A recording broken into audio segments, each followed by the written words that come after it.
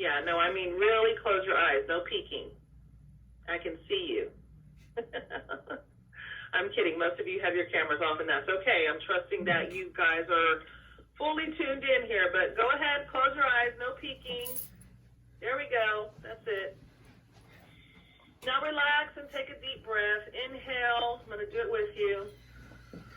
And exhale. Okay? I'm going to tell you a little story.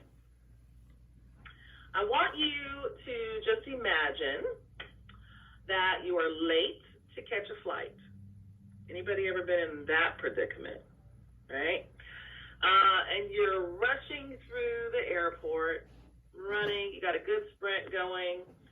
You make it through security, thank God, thankful to those who let you go ahead of them, right? And you make your way to the gate as fast as you can, okay?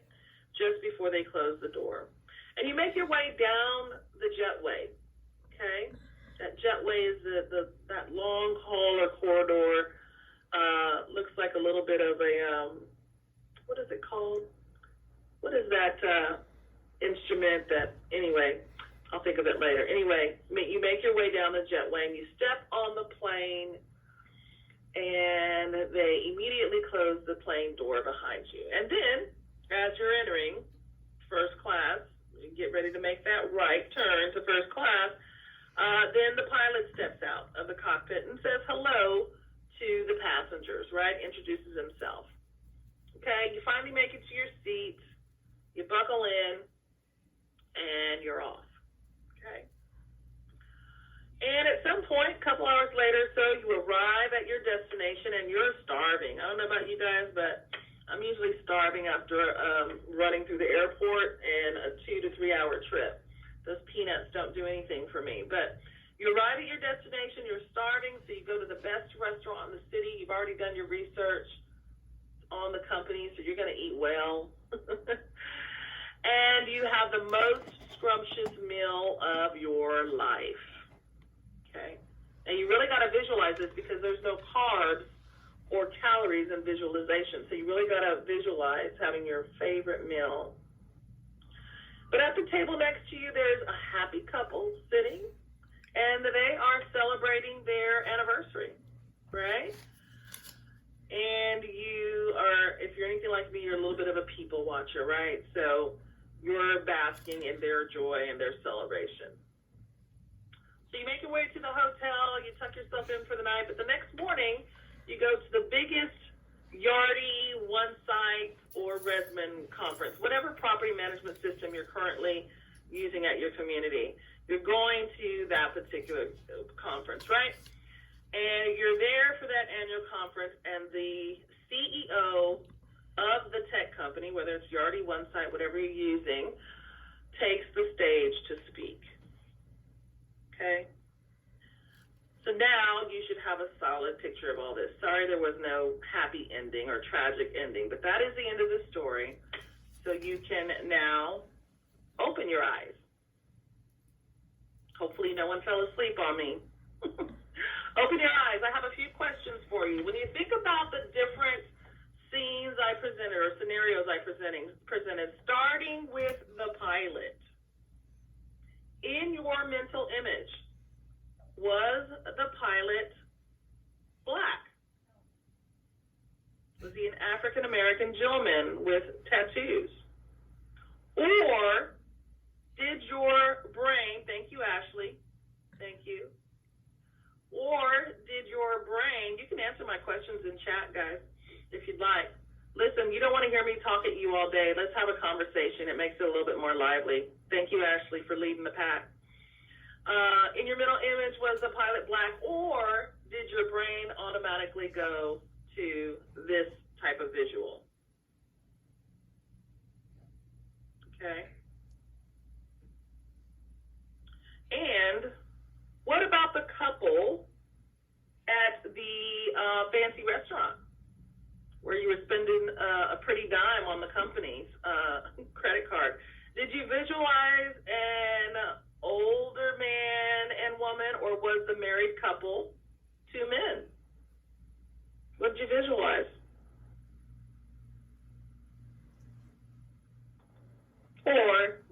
visual look a bit more like this: a younger Anglo-American couple still in their honeymoon stage. Thank you, Wendy. What did you visualize? And what about the tech CEO, right? At the big convention that you're visiting or attending. Who did you visualize? Was the CEO a professionally dressed woman in a wheelchair? Or is this more parallel to your thoughts? Okay. It's okay if you answered no to one or more of those questions. Our brains create images of what's familiar to us, right? The brain naturally puts things into categories to make sense of the world. So very young children quickly learn the difference between boys and girls, for example. But the values we place on different categories are learned behaviors, from our parents. We learn from our peers and the observations we make about how the world really works. So when we talk about discrimination, for example, discrimination stems from fear and, quite honestly, misunderstanding and ignorance. Thank you, Jerry. So true, right? Jerry says he feels like he pictures people of different races, but he's never pictured someone in a wheelchair, right? So you guys know where we're going with this, with the fair housing, for those of you who have had fair housing training before. So the black pilot, the same-sex couple, for example, not typically, and even the female in the wheelchair, it's not typically what we're going to envision right off the bat, right? These images do not immediately come to our minds. When we encounter the unexpected for no discernible reason, we draw what we call unconscious and unintentional bias. Our brain goes to what we believe to be the norm, that being a white male pilot, a heterosexual couple, and a Caucasian, strong, powerful in appearance male CEO. Would you guys agree that that's kind of where your visualization went? Would you agree with that? The images on your screen, thank you, Ashley. The images on your screen, unfortunately, are not the norm, and sometimes may make us feel uncomfortable and possibly cause us to respond in a manner in which we normally would not, okay? So our reactions to unfamiliar scenarios, as innocent and unintentional as they may be, could get us into some trouble. So we learned this in fair housing training, right? I see a few familiar names that have just joined that I recognized from fair housing training last year. But we must, with that said, even though, we have, for example, we talk to someone on the phone and we have created this visual in our head, and then they enter the community, right? We want to treat them, and it's a different scenario when they visit us, right? We want to treat them the same way, even though we visualized one thing, and it is another thing. We want to treat everyone equally, fairly, and consistently, because even if our bias is unintentional, right? Like we're really taken aback by this woman that we spoke to over the phone, who then comes in and she's wheelchair bound. Even if the bias is unintentional, we personally could be sued for discrimination of individuals in one or more protected classes, which we'll talk about protected classes here shortly. Okay?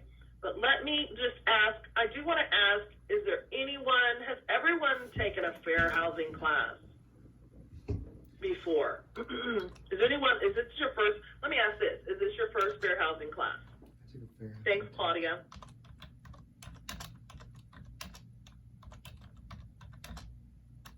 Anybody else, is this your first fair housing? Jerry, you can teach this class. All right, well, how about I sit back and listen? Jerry said he's been taking it annually for 13 years. Well, Jerry, I want you to stay on the line afterwards and tell me what you think about this course. Jason, no. James, yes. Everybody else is being really quiet. I hope that you all are with me. Okay, no, thank you. Okay. Just curious to know how many of you have taken a fair housing class. So to sum all that up, that visualization, our brains form unconscious and unintentional bias just based on learned behaviors, the things that we learn, the things that we observe. Thank you, John. Thank you from Casa del Sol. Yeah. So we form unconscious bias. It doesn't mean it's intentional, but it happens. Thanks, Trevonda. She says she takes it annually. All right, so we're going to back up a little bit and talk about, okay, Nicole, it's your first class. Wonderful. You'll have to tell me your thoughts. But let's talk about fair housing. Let's back up a little bit now that we've gone through our visualization. Fair housing starts from the Fair Housing Act and continues through various state and local statutes, all of which we will cover today. But for the protection of your company, your management company, and to ensure that you too are protected from getting involved in a fair housing suit, as it can be very costly, guys. You too can be sued personally. If you don't know that, you'll hear me say that throughout today's course. It's imperative that you stay up to date on the laws, the rules, regulations, and good practices as they pertain to fair housing. So today we're going to cover the Fair Housing Act and why it became necessary. We will gain an understanding of the protected classes from both a federal and local perspective. We will also discuss the different types of discrimination and how costly it can be, and how even sometimes it's not intentional, but yet and still your management company and you personally can be held responsible monetarily, right? We'll discuss the reporting process. We will also discuss the disability status as a protected class and what the requirements are in respect to our prospects and residents with disabilities. And lastly, we will cover documentation and record keeping and the importance thereof. All right, so these are all the areas that we are going to cover today. Sounds like a lot, but I will get you through it, and hopefully you'll all stay with me and awake, and you will learn something today. For some, it will simply be a refresher. Yes, Jerry, we'll talk about testers. We sure will. All right, so we'll start from the ground floor, and we're going to build our way up. So let's start with the historic piece, right? The Fair Housing Act describes a number of illegal practices relating to housing-related discrimination. And in this particular module, you'll learn how the Fair Housing Act came about, how to define it, why it became necessary during the Civil Rights Movement, where the Act stands today, right? We'll get you up to date, and the implementation timeline, right? How did it start? Where are we today? So let's start with that piece. So what is the Fair Housing Act? The Rumford Fair Housing Act of 1963 and the Civil Rights Act of 1964 were two of the first attempts to address discrimination. However, the real groundbreaking legislation was the Fair Housing Act of 1968, which was established 1 week after the assassination of Martin Luther King Jr. The Fair Housing Act protects people's rights to view. What was the issue? Before the Fair Housing Act was passed, there were no laws to prevent property owners from discriminating against or refusing to rent, finance, or sell homes to persons of interest.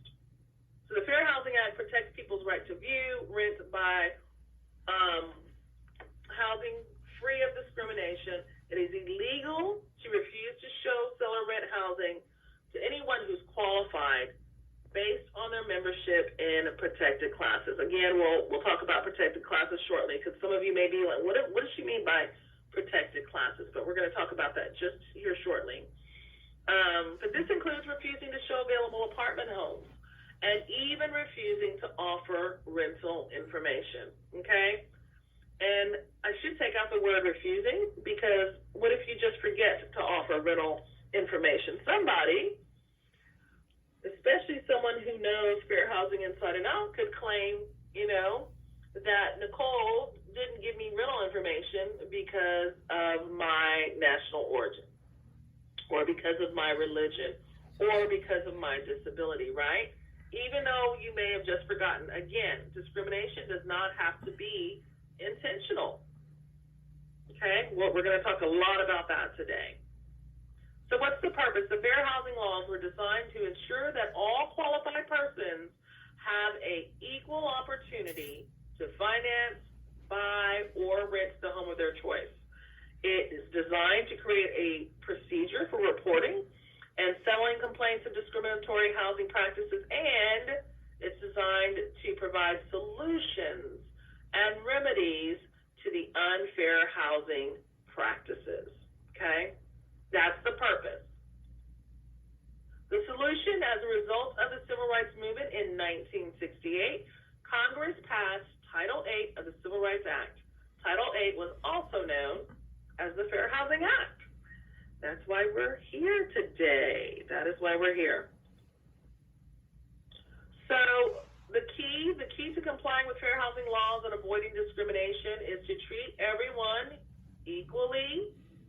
Well, I'll start with fairly.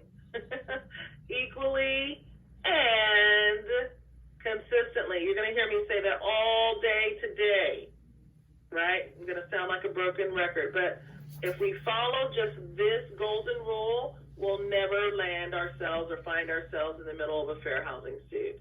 Keeping this top of mind will improve housing quality, it will improve tolerance, improve fair-mindedness, and inclusivity, okay? Treating everyone fairly, equally, and consistently, okay?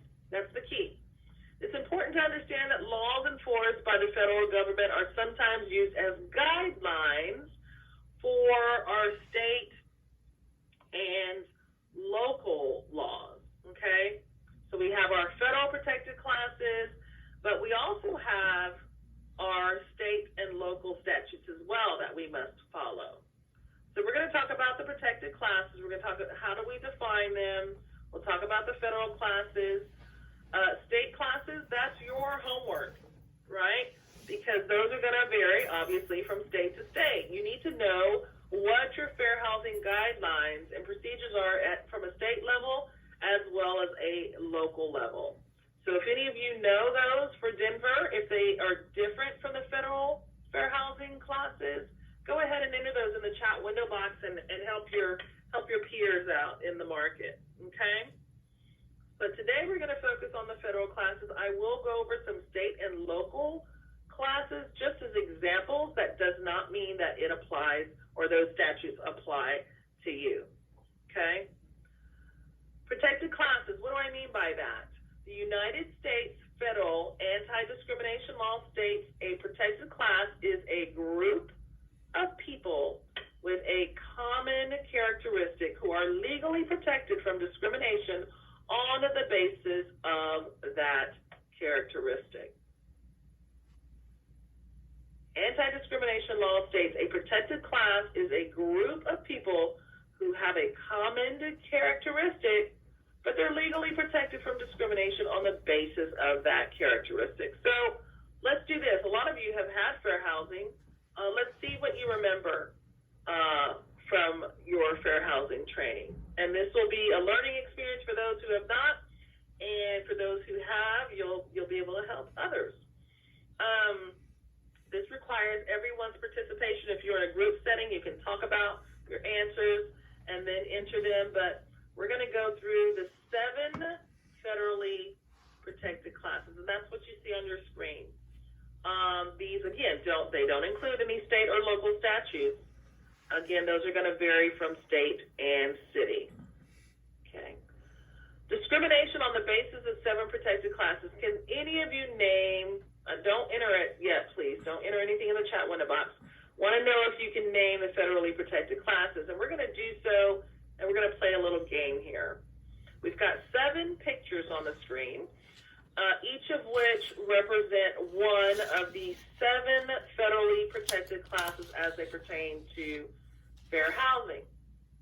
So I want you to, those of you who know what they are, you go ahead and enter it, and those who don't know, you just take a guess, okay? But don't enter it until I say go, okay? Let's see. I'm going to start with something really, I think that's obvious to most of us. We'll start with the picture here, the bottom level, second picture from the right. Hopefully you can see my little laser pointer there. Tell me what class, protected class, you believe this photo represents. Again, you can enter it in, but do not hit enter. We don't want, wait until I say go. We already got people entering in, but don't cheat. Put your own answer in. You type it in, but do not hit enter until I say go. What do we believe this picture, the bottom right hand, two pictures from the right, represents? Which protected class, federally protected class, does the picture represent? And go. Enter your responses now.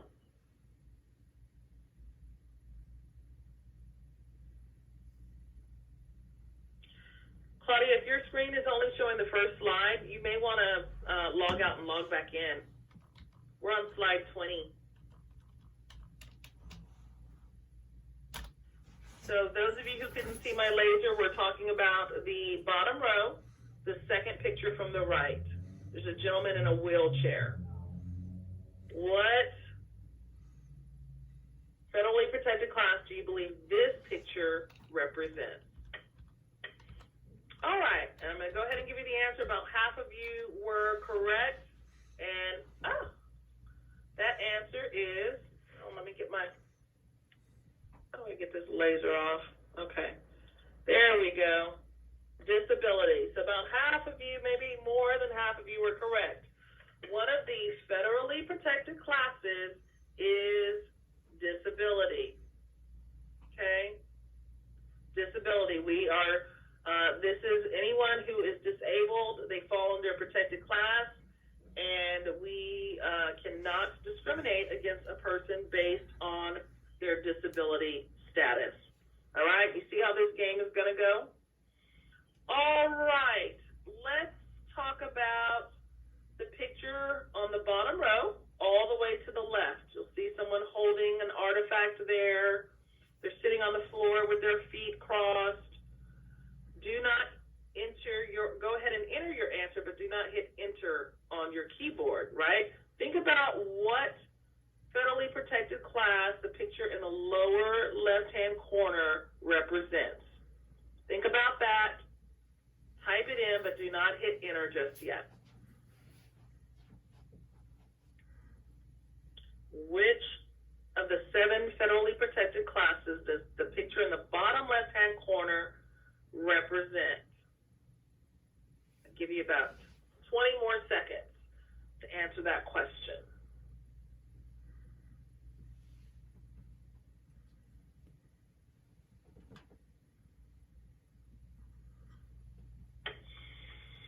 All right, go ahead and hit enter on your keyboard. What do you believe it represents? Ashley says religious beliefs. Jessica says religion. Claudia, religion or practice belief. Naomi says religion. Jerry, religion or creed. Claudia chiming in. Giannis says religion.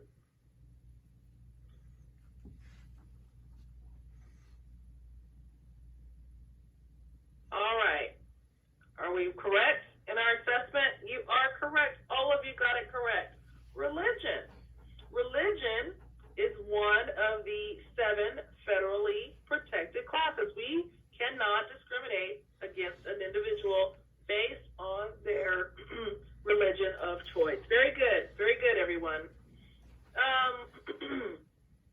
Let's go to the top row. And I want to preface this with something. The first picture on the left and the picture in the middle oftentimes get confused. People get confused.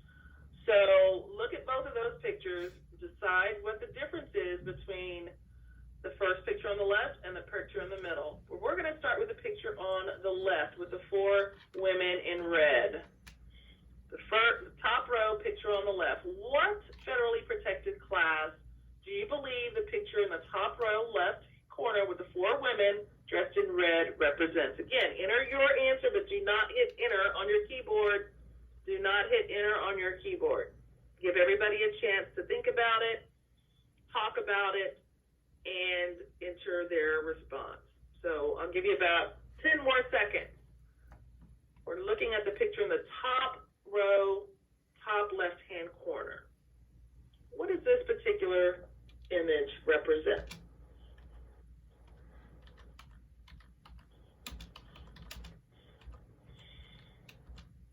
All right, hit enter on your keyboard and let's see what we came up with.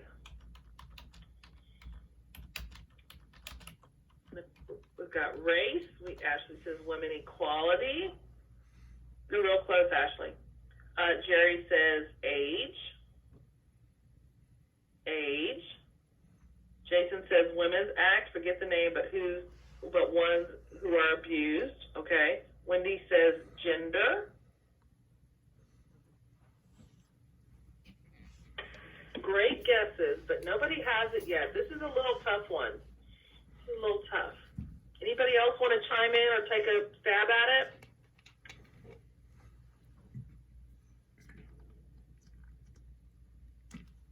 Elderly, gender. Okay. Anybody else? No, this one's a little different. This one's a little, okay, Jerry's getting there. Jerry's getting there. Color. It's color. So all of the women who are in this particular photo are of African American descent. Okay? Yes, they're all of a certain age, but that's not what we were going for. They're all of African American descent, but you can see some were blessed with more melatonin than the others, right? So unfortunately, within the African American race and some other races, there's this thing we call colorism, right? Where basically people with certain skin tones within the same race are treated more favorably than the other. For example, in African American race, people with fairer skin, like the woman in the top and the woman at the bottom in that photo, may be treated nicer than the women on the left and the right because their skin's a little bit darker. So yeah, we can't discriminate against people based on the color of their skin. Jerry got it. Jerry thought about it long and hard and thought about it. Color, color, color. Yes. All right, so with that said, now that we've ruled that one out, so we've got disability, we have religion, and color. There's three of the federally protected classes. So let's move to the image in the middle, top row in the middle, where we have the fist in the air. Give it some thought, talk amongst yourself, and decide what federally protected class does this image represent. Again, you can enter your answer, but don't hit enter on your keyboard. Let's give everybody a moment to think about what this particular image represents.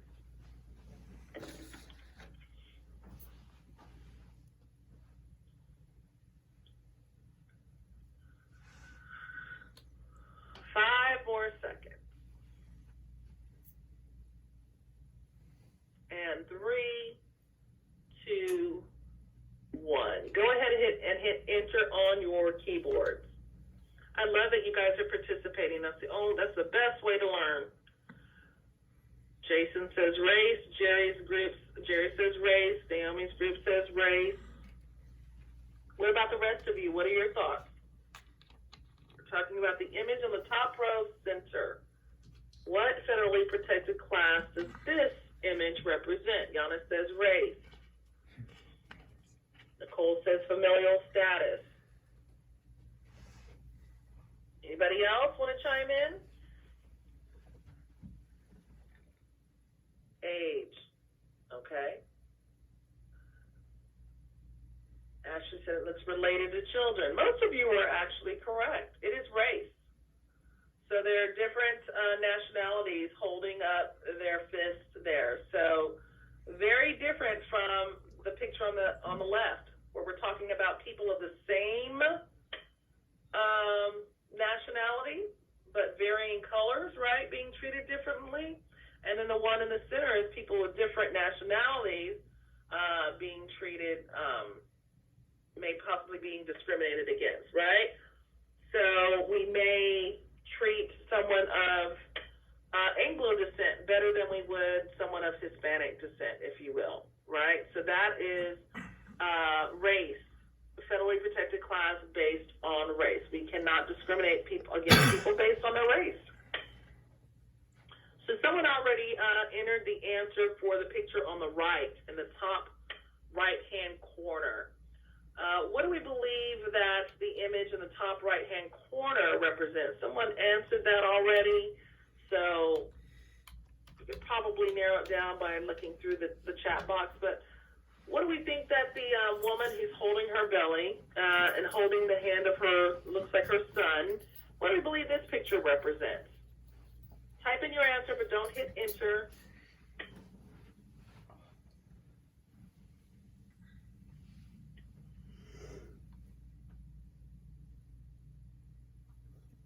Five more seconds.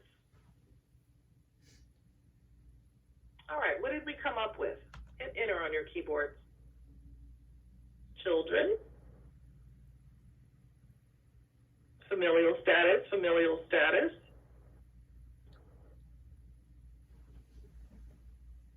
Sex.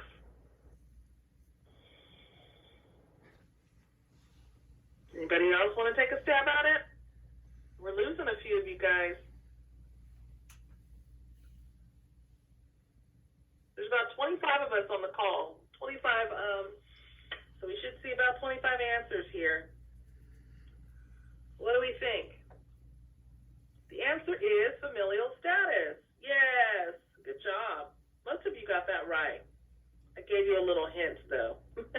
Yeah, we can't discriminate against anyone based on the status of their family, right? Whether they're single, whether they're married, whether they have children.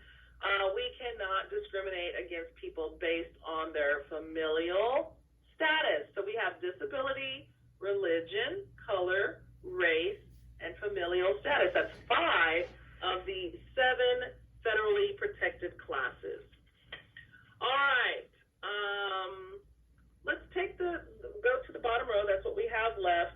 The second picture from the left, the 3 women who are standing there, having a great time, it looks like. What do we believe this particular image represents as it pertains to your federally protected classes? Go ahead and enter your answers and then hit go. Don't hit select, or enter, I should say. Oh my gosh, I need another coffee, I think.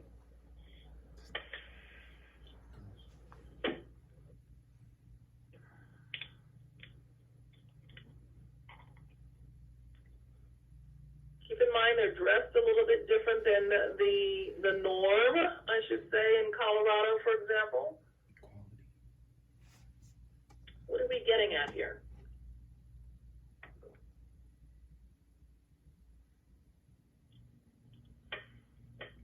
Five more seconds. Second picture from the left on the bottom. Now go ahead and hit enter. What do we believe this picture represents? Samantha, Jerry, Wendy, Ready Properties. All say the same thing. Are they accurate? We're waiting for about 21 more people to respond. Everybody should be taking a stab at it.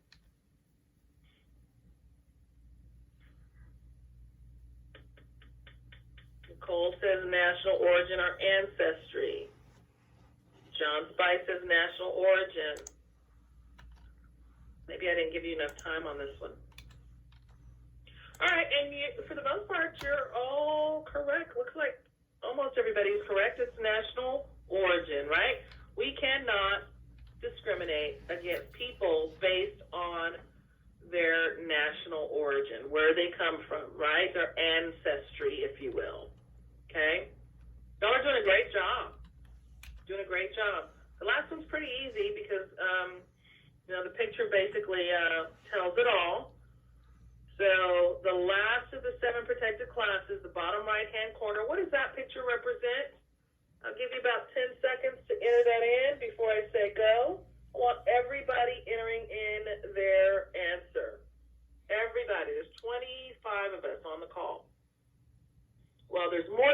25 of us, but there's 25 lines on the call. So if you're with a group, talk amongst yourself to determine what this last image or photo represents.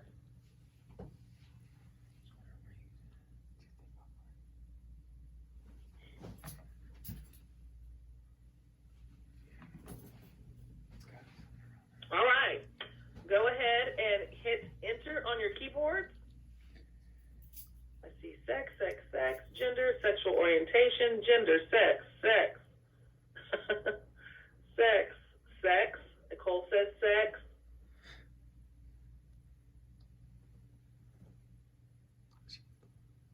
That's 10 people. Where's my other 15? Or 14, I should say. John says sexual orientation. Claudia says the same.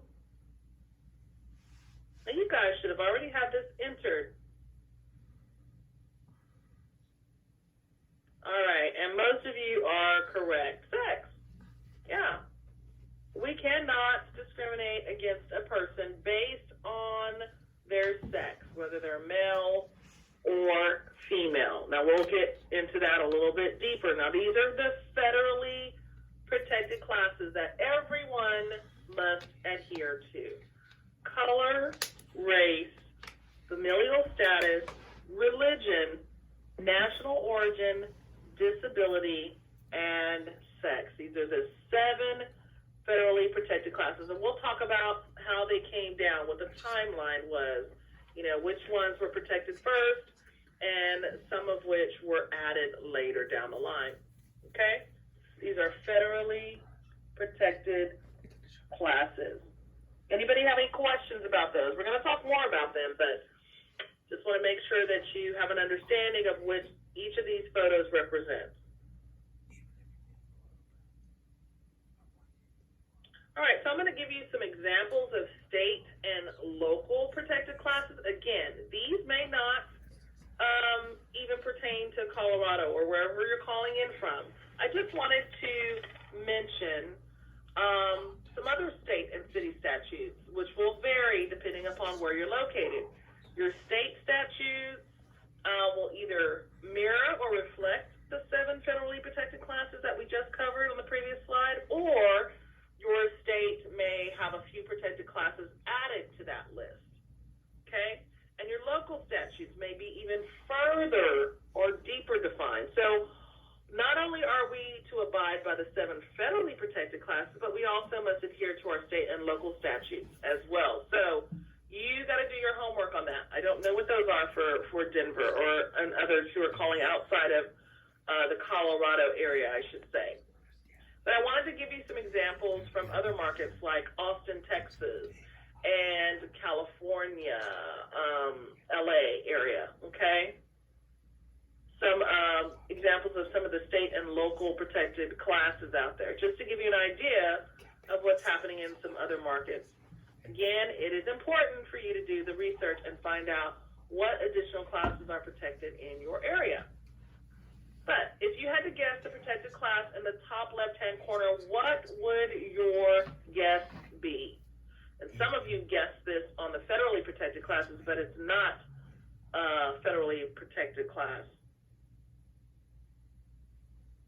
Jerry, you're correct, but it's not at a federal level, right? You can't, Jerry says it is illegal to discriminate against the sex, even if the other person doesn't know what their sex is, right? You can't, even if you're not familiar with or can't tell or decipher what sex a person is, we don't discriminate based on that. That's correct. We're going to actually, that is more of a state and local protected scenario, but it does fall under sex as well. That's actually in the midst of some review right now, but you're correct, Jerry. But if we had to guess, go ahead and enter on your keyboard, but don't hit enter. If we had to guess the top left picture, image of the lady sitting there with the scarf on, what would you think this state protected class would be? Again, these are examples. It may not apply in your area. What do we believe that is based on what we see there? Go ahead and enter your answers. We're looking at the image in the top left-hand corner. Ashley, Jerry, and Claudia say age. Trevonda says age. There's Trevonda. There's Giannis. Yes. Both say age. Anybody else want to take a guess at that image in the top left-hand corner?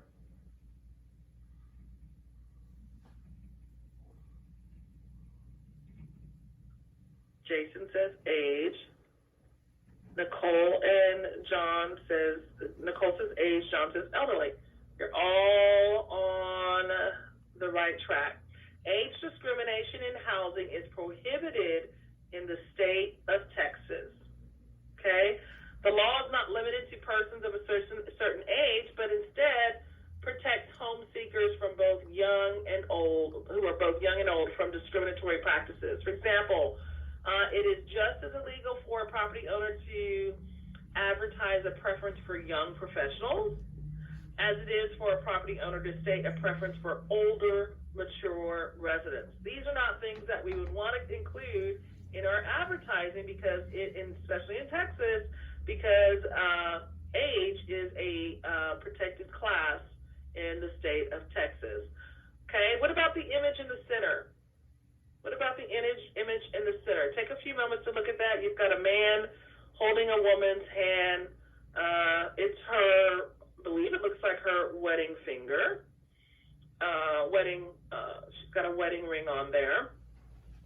What do we believe this picture or photo represents as it pertains to state and local protected classes? This comes from Austin, Texas. This is a local protected class. What do we believe this photo represents? I want everybody participating. And it's hit go. Yeah, everybody started. That's okay. Marriage, marital status, marriage. We've only got about 10 of you guys participating. We want everybody participating. That's the best way to learn. Ashley says marital status. Ready Property says marital status. And you are all absolutely correct.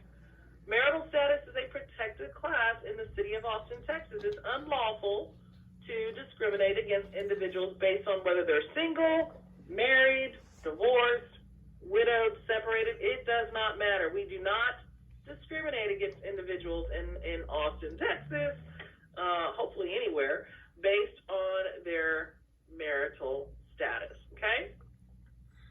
Tell me what your guess would be for the image in the bottom right-hand corner.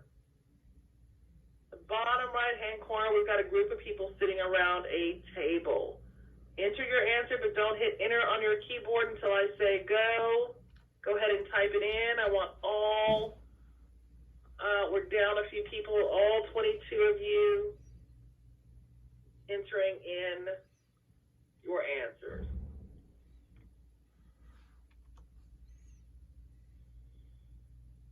What do we believe that bottom image, bottom right-hand corner, there's 4 individuals sitting around a table. What does that represent, do we think? Go ahead and hit enter on your keyboard.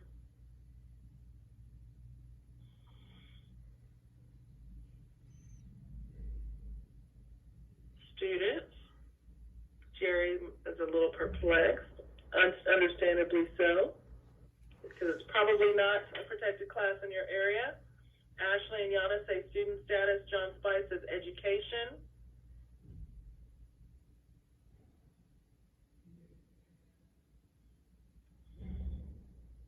Very good. You're correct. Student status. In Austin, Texas, go Longhorns, we cannot discriminate against individuals who are enrolled or not enrolled in any type of educational program or institution. A lot of communities, for example, would frown upon students for a number of reasons, right? Maybe we believe that it may be tough to collect the rent, right? Unless they have a guarantor on their application. Their parents are guaranteeing their rent.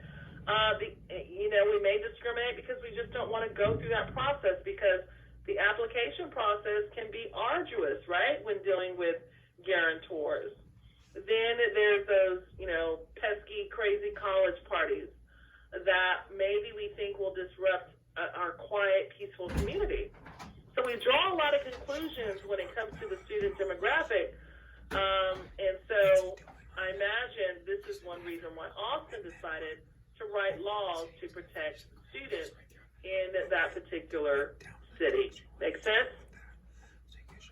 All right. Go ahead, Claudia. I see you typing. Or are you getting ready? Maybe you're getting ready. What about the bottom center image? Any guesses there? Bottom center image. She's got a mask on. Doesn't have anything to do with the pandemic. She's got the young lady wearing a mask. Looks like maybe she's coughing or yawning. What do we believe this image in the bottom center represents?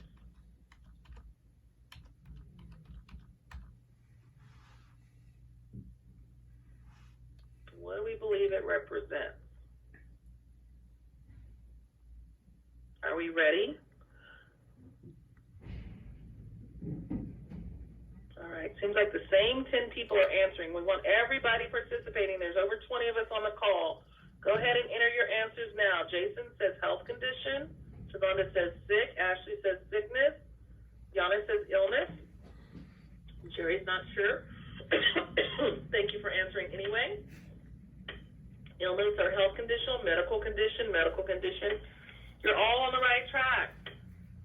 California, in the state of California, they take disability to a step further to say that medical conditions cannot disqualify persons from access to housing. Right?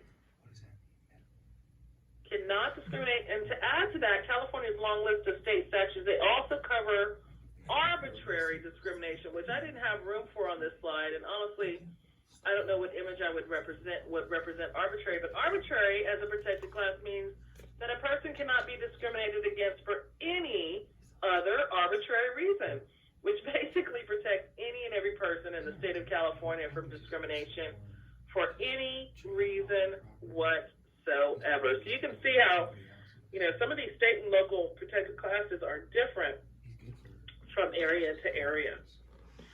All right, so we have 2 protected classes left out of Austin, Texas. Until Austin really goes in. They take discrimination seriously. But the last 2, again, a lot of people get these 2 confused. Let's see. Let's begin with the bottom. Let's do the top right-hand corner where the flags are flying. Right? Let's think about what those flags may represent. What do those flags represent?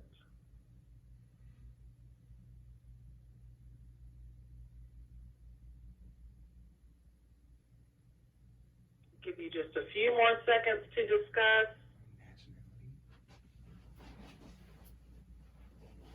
All right, go ahead and enter your answers. Take a stab at it if you don't know. Or if you just don't know, enter a question mark. Claudia says gender, question mark. Jerry says question mark. Yana says sexual orientation, diversity, question mark. Jason, question mark. Thank you for considering sexual orientation. Keep that in mind, Nicole. All right. Let's reveal the answer. Gender identity. Okay, so Jerry, earlier you were talking about sex. Here's the difference between what we were talking about earlier from a federal protected status to state and local statutes.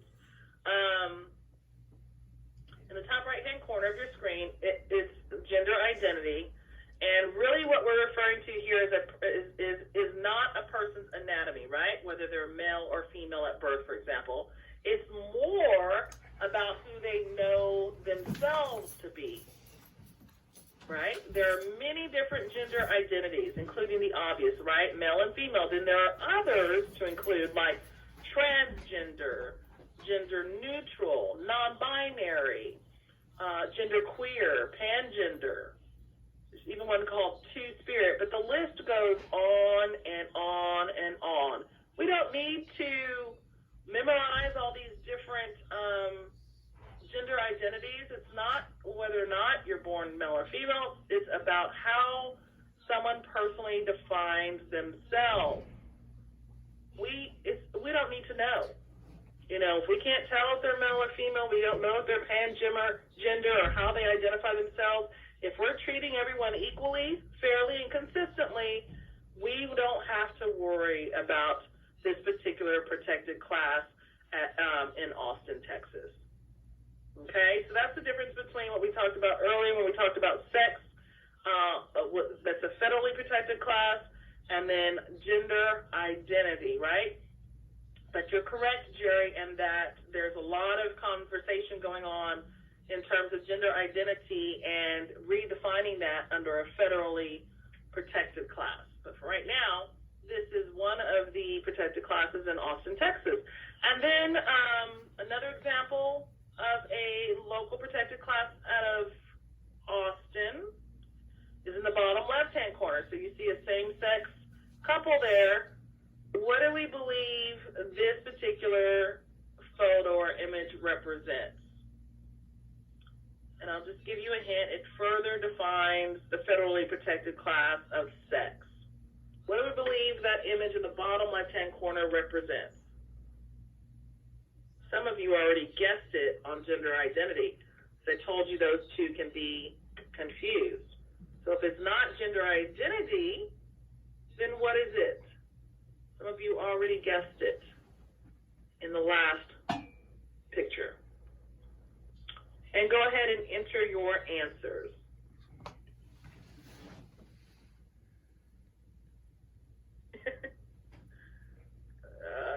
Yeah.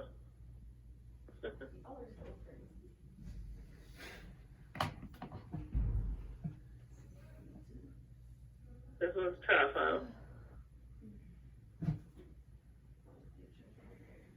John, what was your answer to the last picture? That's the right answer.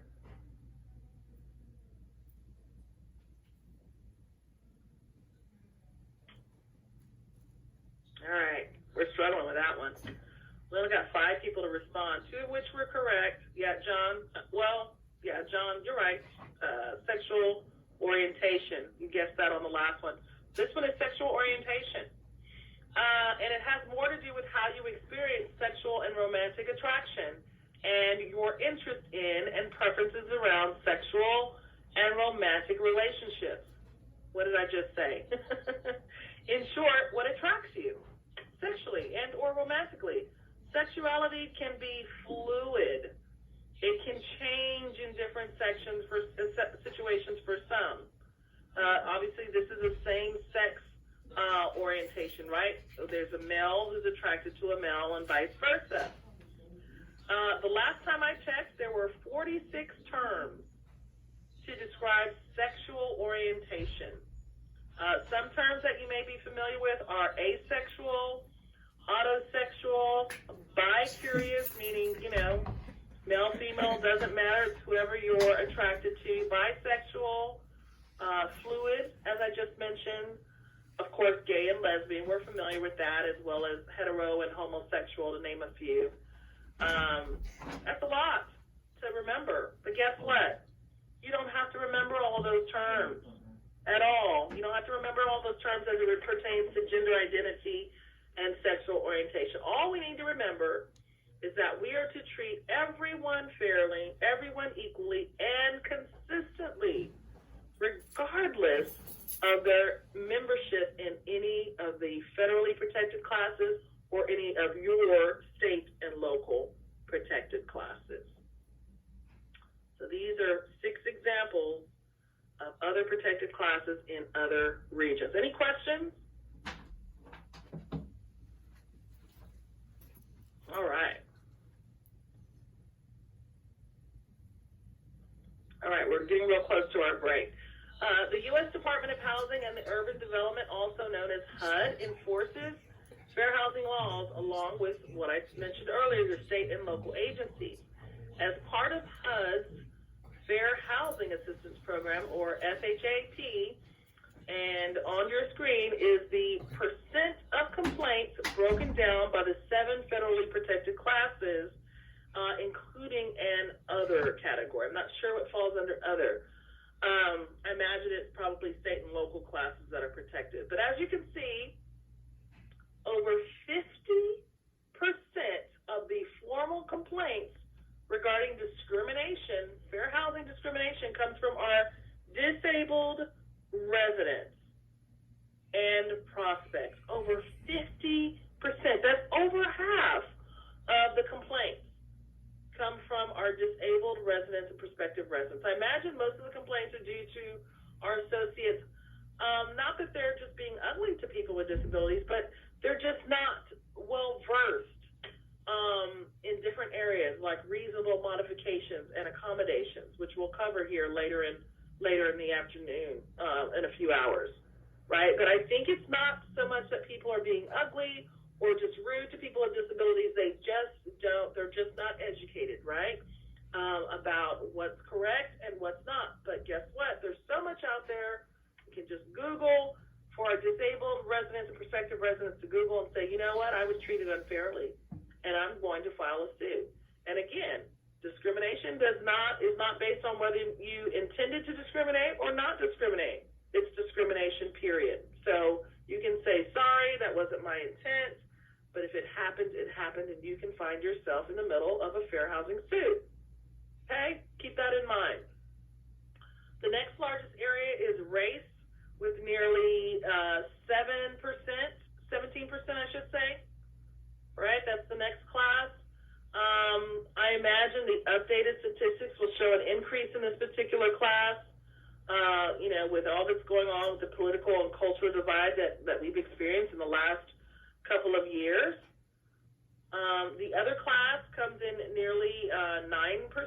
Again, I'm not sure what that covers.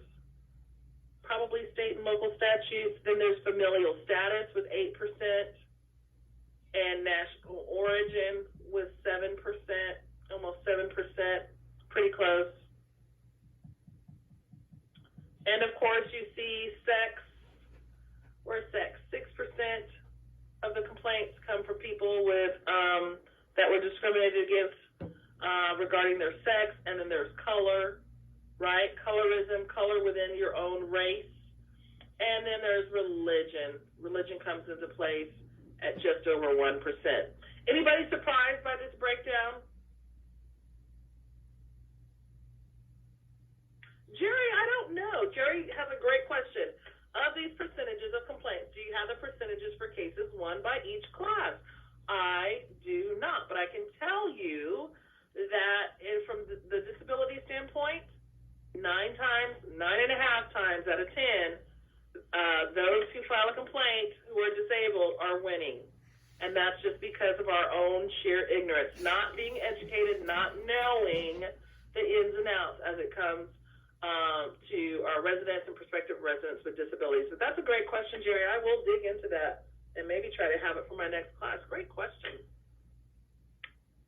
Anybody surprised by these percentages? Did anybody think race would be higher? Was anybody surprised at over 50% for disability? National origin, is anybody surprised or not surprised? Must be time for a break. Yeah, I would think race would be higher too.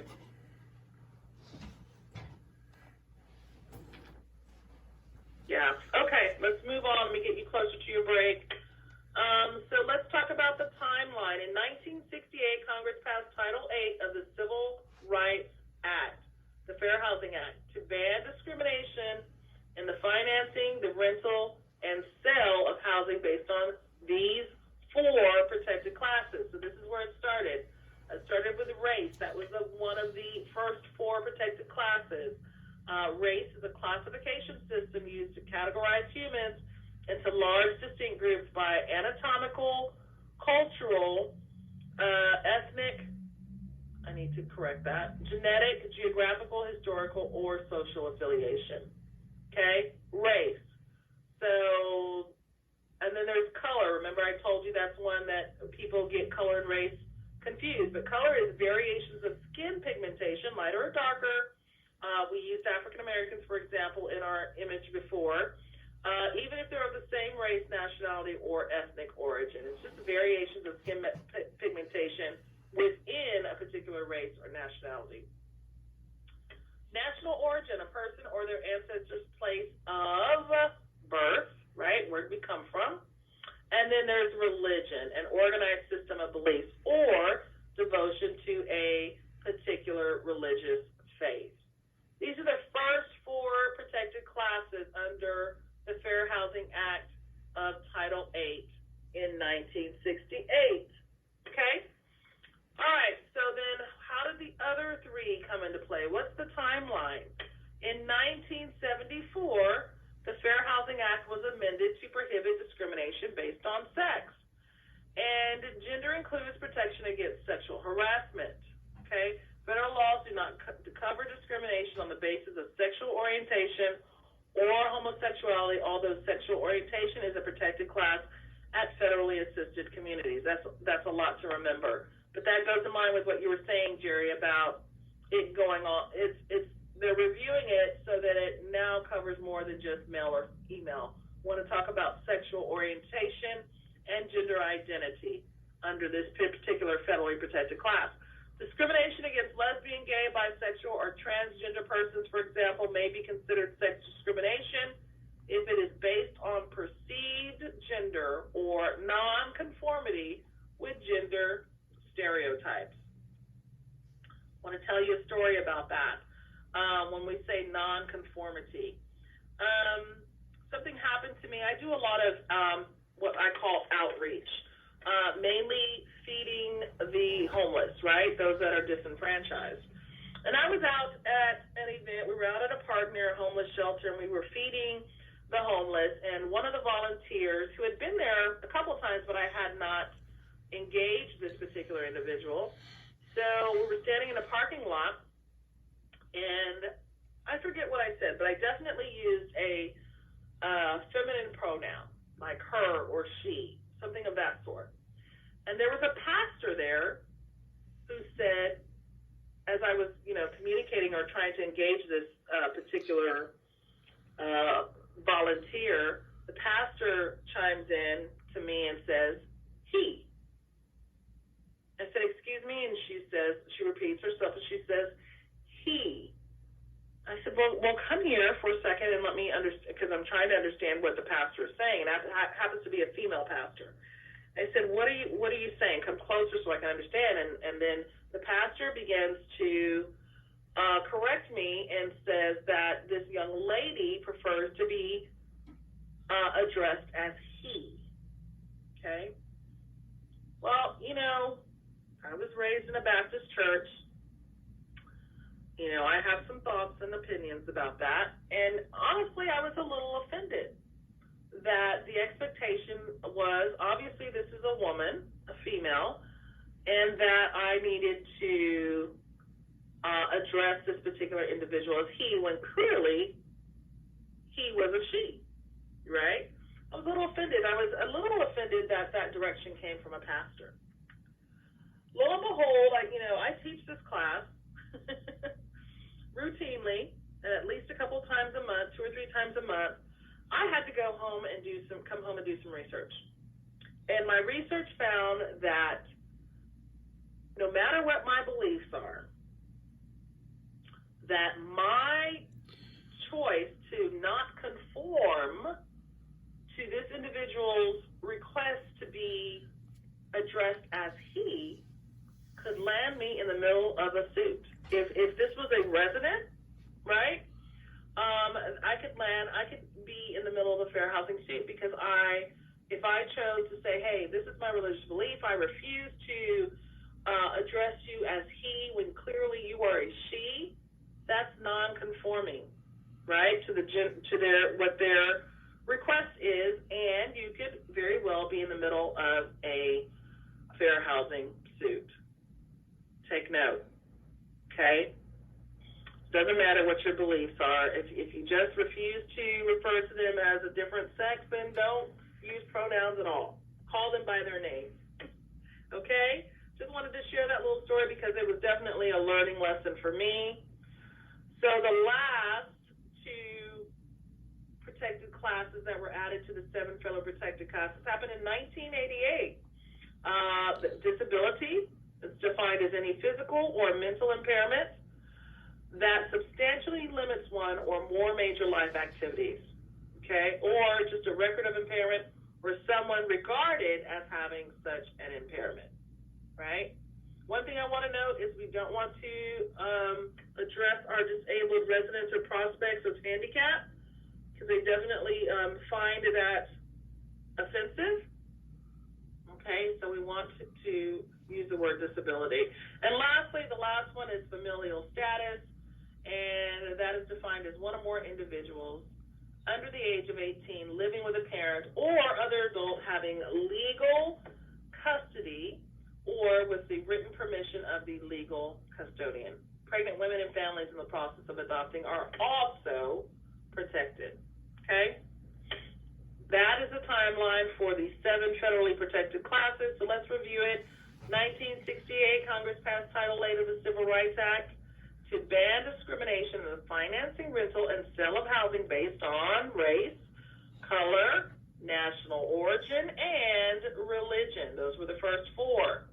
In 1974, the Fair Housing Act was amended to prohibit discrimination based on a person's sex. And then later in 1988, much later, the Fair Housing Amendments Act was passed, prohibiting discrimination based on a person's disability or even their familial status. Okay? All right, so we're going to watch a short video courtesy of Grace Hill Training, and it's basically going to talk about the 10 common fair housing mistakes. We're going to watch this video, and then we're going to take a break, and we'll come back at 20 minutes till the hour. 20 minutes till the hour. It's probably 11:22 where you are, but anyway, we'll come back at 20 minutes to the hour. When you return, enter in your name or just say, we're back, we're ready, let's rock and roll, so that I know that everybody's back. So take your break immediately following this video and come back at 20 minutes after the hour and let me know that you're back, okay? Here's the video.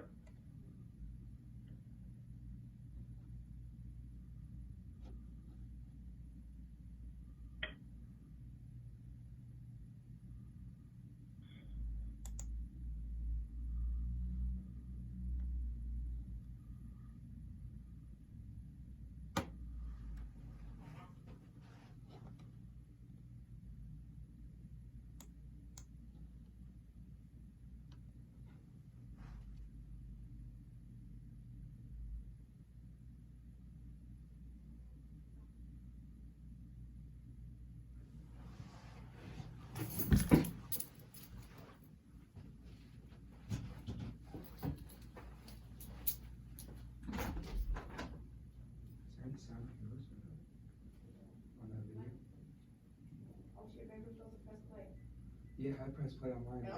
I didn't hear no sound. It's not in there, no. It's No. working for me. The sound? Yeah. I don't know why it isn't working. Yeah.